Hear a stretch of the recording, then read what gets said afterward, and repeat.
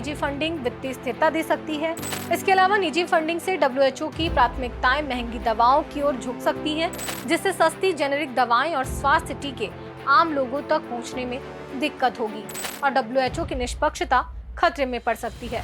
दूसरी तरफ विकसित देश डिफेंस एक्सपेंस को स्वास्थ्य से ज्यादा प्रायोरिटी दे रहे हैं। WHO का बजट उतना ही है जितना अमेरिका या यूरोप के किसी बड़े हॉस्पिटल का सालाना खर्च। तय स्वास्थ्य फंडिंग पर जोर देना होगा। विकासशील देशों को नीति निर्माण में अधिक भूमिका निभानी होगी। इसके अलावा WHO को निजी फंडिंग पर सख्त दिशा निर्देश लागू करना होगा।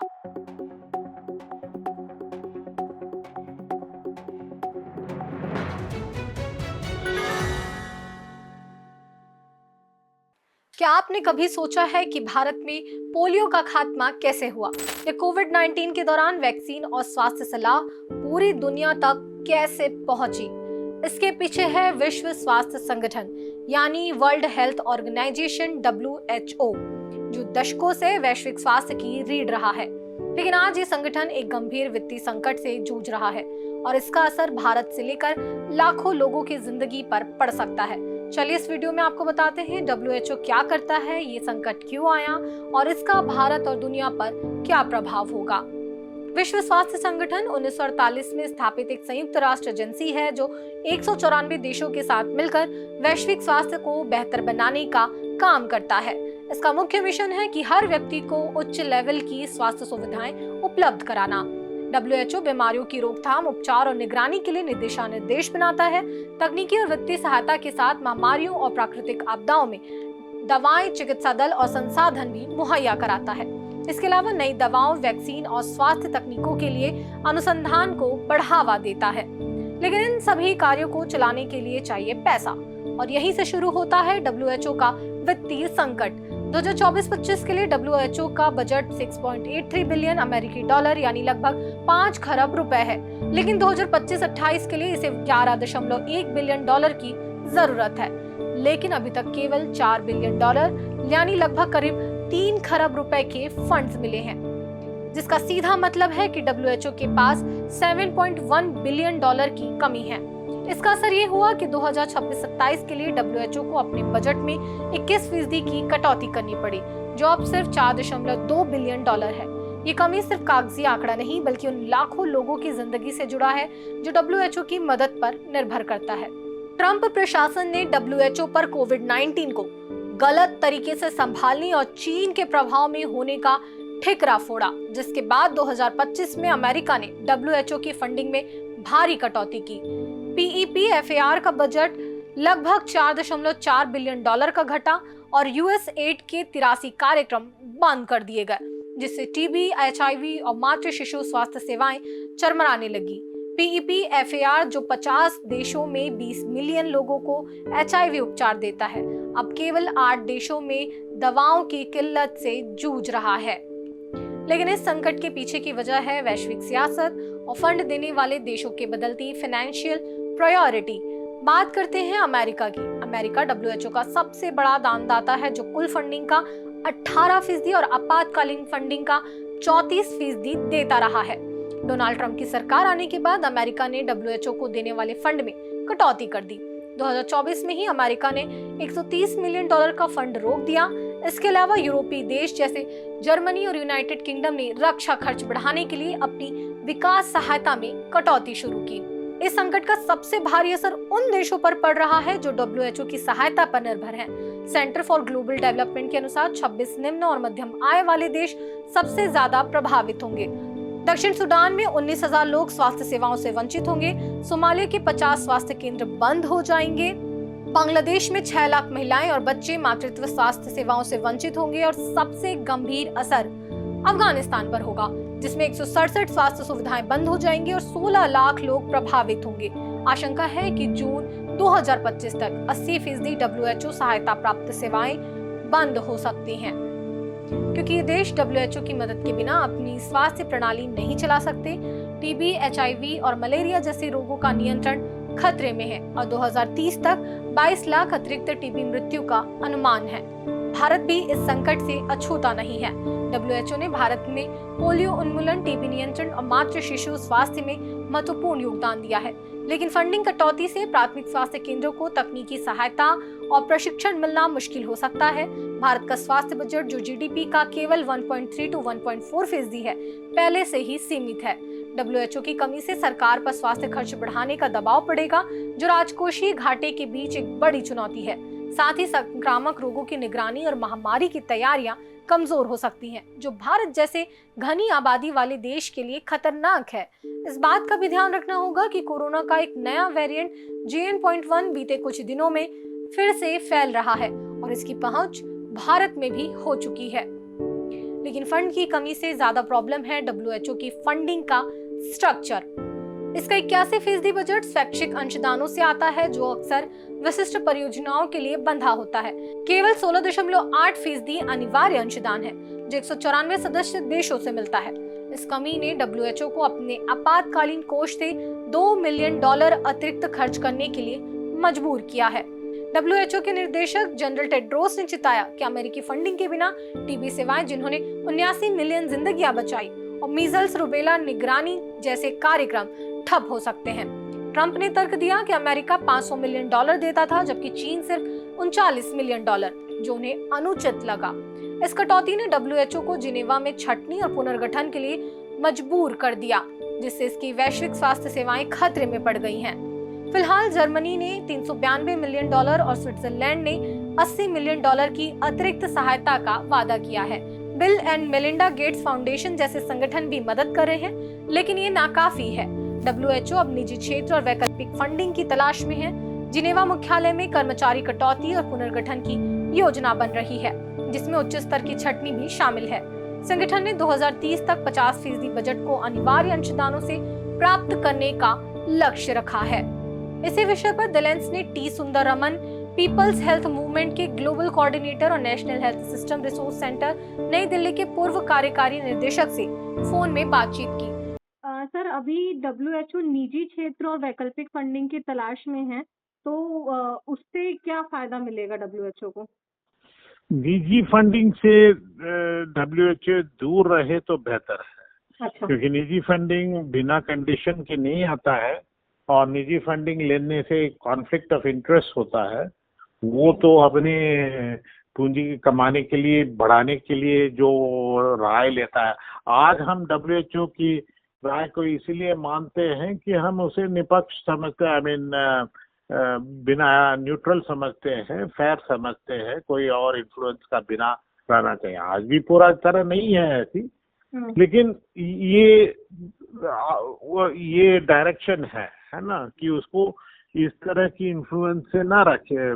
लेकिन अगर वो प्राइवेट और वो भी मल्टीनेशनल कॉर्पोरेशंस की फंडिंग में डिपेंडेंट हो जाए तो ये बहुत बुरा होगा, क्योंकि वो उस पर जो भरोसा है देशों का वो कम हो जाएगा, और ये नहीं करने चाहिए। लेकिन डेवलपिंग नेशंस के और बाकी देशों की फंडिंग इतनी भी ज्यादा नहीं है कि वो मैनेज नहीं होगा, बहुत ज्यादा नहीं है। इनफैक्ट दुनिया में देखो तो आजकल कितना युद्ध में खर्च कर रहे हैं, उसका कुछ दिनों का भी आप अमाउंट इसके लिए डाइवर्ट करें तो हो जाएगा। और वैसे भी मेरे अंडरस्टैंडिंग में ये एक उसे वीक रखना एक पॉलिटिकल डिसीजन है, वो फाइनेंशियल डिसीजन नहीं है कि उसको फंडिंग पूरा डीफंड करना डब्ल्यूएचओ को, ताकि वो अपना काम पूरा न कर सके, है ना। ये उसकी कारण है, फंडिंग की कमी की कारण नहीं है। और क्यों डिफंड करना चाहते हैं, क्यों काम नहीं करना चाहते हैं? क्योंकि उसका कई काम दवाइयों में ले या इसमें ले, तो कंपनियों जो गड़बड़ करके प्रॉफिट जो बनाते हैं ना, उससे एक एक्सपोज कर देते हैं, रोक लगा देते हैं, है ना। वो प्रॉफिटियरिंग ऑन हेल्थ पर जो एक तरह की रेस्ट्रिक्शंस हो जाती है, उसके कारण इसकी डिफंडिंग किया जा रहा है उन कंपनी, उन देशों से। लेकिन पोलियो फंड की कमी की कारण नहीं है। नहीं, फाइनेंशियल प्रायोरिटी तो हेल्थ में डेवलपिंग कंट्रीज में कम रहा, जी डेवलप्ड नेशंस में ज्यादा रहा। लेकिन ट्रम्प का दबाव ये है कि यूरोपियन नेशंस जो है, आज यूरोपियन नेशंस हो, जापान हो, ऑस्ट्रेलिया हो, कनाडा हो, वो अपने डिफेंस बजट कम खर्च करते हैं और यूएस के डिफेंस के बल पर रहते हैं। आप यूएस की मिलिट्री को, उनका तो ट्रम्प का कहना है कि आप लोग अपना मिलिट्री बजट बढ़ाएं। अब अगर वो मिलिट्री बजट बढ़ाएंगे तो हेल्थ के लिए कम हो जाएगा, लेकिन ये उनकी डायरेक्शन है कि वो यूरोपियन यूनियन पर तो वो दबाव डाल रहा है कि आप लोग सोशल सिक्योरिटी में इतना स्पेंड करते हो और उसके बाद में हमें बुरा दिखाते हो। आप भी तो डिफेंस अपना कीजिए, क्योंकि आप इतना इसीलिए स्पेंड कर सकते हैं क्योंकि हम लोग आपकी डिफेंस को देख रहे हैं, अभी हम नहीं देखेंगे तो आप अपना कीजिए। अब साउथ कोरिया पे यही चल रहा है। साउथ कोरिया तो अभी बार्गेन कर रहा है कि नहीं आप अपना डिफेंस और सिक्योरिटी जो है हाँ कम मत करना। तो ये बोल रहे हैं कि आप हमारी बेसिस जो वहाँ यूएस की लगी है आर्मी साउथ कोरिया में, उसको आप फंड करना। तो एक तरह से दबाव है ना कि क्या हेल्थ में ज्यादा खर्च किया जाए या मिलिट्री में ज्यादा खर्च किया जाए। और ये जो डायरेक्शन दिया जा रहा है कि नहीं आप लोग भी मिलिट्री में खर्च किए जाए, ये बहुत बुरा है। अमेरिका का बहुत सारा जो प्रॉफिट इंडस्ट्री है, जिससे उसकी बॉन्ड्स है, ट्रेजरी है, जहाँ कई लोग इन्वेस्ट करते हैं, हाई रेट ऑफ रिटर्न, ये सब फार्मा इंडस्ट्री से आता है। तो उनका फार्मास्यूटिकल इंडस्ट्री का प्रॉफिट फार्मास्यूटिकल कंपनी का ही नहीं है, लेकिन जिसमें वो शेयर्स रखे हैं, जिसमें बॉन्ड्स इन्वेस्ट किए हैं, सिक्योरिटीज इन्वेस्ट किए हैं, वो सबका स्टेक रहता है कि बिग फार्मा जो है, फार्मास्यूटिकल मल्टीनेशनल्स है, वो अपना प्रॉफिटेबिलिटी को इंक्रीज करता रहे। तो ये आता है, या तो बिग फार्मा से वो प्रॉफिट बनाते हैं या मिलिट्री एक्सपेंडिचर से, मिलिट्री प्रोडक्शन से। ये वो इसे करते हैं ना, मिलिट्री इंडस्ट्रियल हेल्थ कॉम्प्लेक्स जी। तो ये उनकी कॉम्प्लेक्स है जिससे कि उनकी इकोनॉमी में बहुत ज्यादा करते हैं और वो डिफेंड करते हैं। अगर डेवलपिंग वर्ल्ड अपना दवाइयां बनाने लग जाएंगे, अपनी वैक्सीन बनाने लग जाएंगे, अपनी हेल्थ को वो अपने आप अपने खर्च पे देखते हैं, तब इनकी कम प्रॉफिट्स कम हो जाएंगी। और ये कारण है कि WHO की डिफेंडिंग की जो बात हो रही है। जी सर, मेरा एक लास्ट सवाल ये है कि इसका क्या विकल्प हो सकता है फंड की कमी से के अलावा? WHO का भी कोई विकल्प है? नहीं, WHO अपने काम की एफिशिएंसी बढ़ाना चाहिए। अभी वो ओवर पे जो कर रहा है वो करना चाहिए, क्योंकि WHO में वेस्टफुल एक्सपेंडिचर भी कई है। तो जरूर उस तरह की स्कीम्स और प्रोग्राम्स जिसमें वेस्टफुल एक्सपेंडिचर है वो थोड़ा रैशनलाइज करना चाहिए, ये सही है।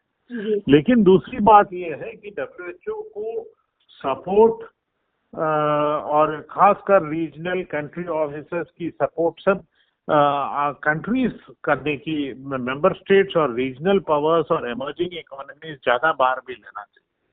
स्ट्रक्चरल बदलाव में जिस तरीके से बात आ रही है कि वो अपने हायर लेवल पे सबसे ज्यादा अभी जो फंड उनका खर्चा हो जा रहा है, जिनेवा जो उनका मुख्यालय है, तो वहाँ पे भी उच्च लेवल के जो अधिकारी हैं उनको भी हटाए जाने की बात आई है। तो अगर उनका स्ट्रक्चरल उसमें चेंजेस आएंगे। जिनेवा की वो तो है, जिनेवा में कुछ कम खर्च हो सकता है, पर एक चीज याद रखें, WHO की खर्च में वो एक्सटर्नल एड में कई सारे पैसे यूएस यूनिवर्सिटीज को और यूएसए की कंसल्टेंट्स को जाता है जी, ठीक है।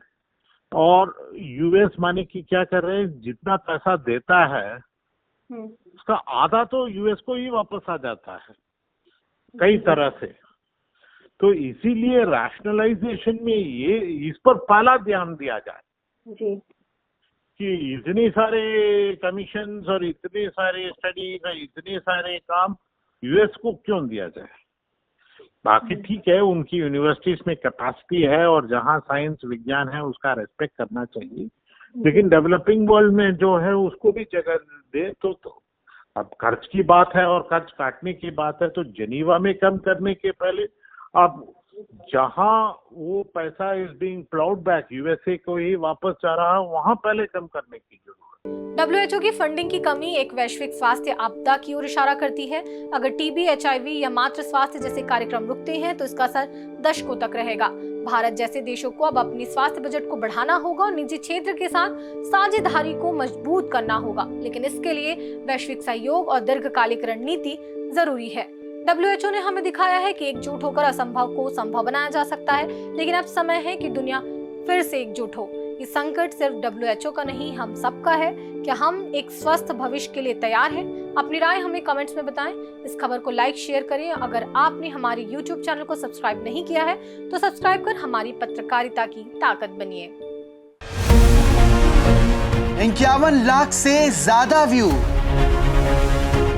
6000 से ज्यादा सब्सक्राइबर, दुनिया भर की खबरें और उनका विश्लेषण, साहित्य संस्कृति सरोकार और थोड़ी कविता के साथ सेहत की भी पूरी चिंता, आंदोलन की खबर से लेकर गुफ्तगू आवाम तक, हर कदम जनता के साथ। ये है theLens.in का एक महीने का सफर। हमारी ताकत बने आप। बहुत धन्यवाद।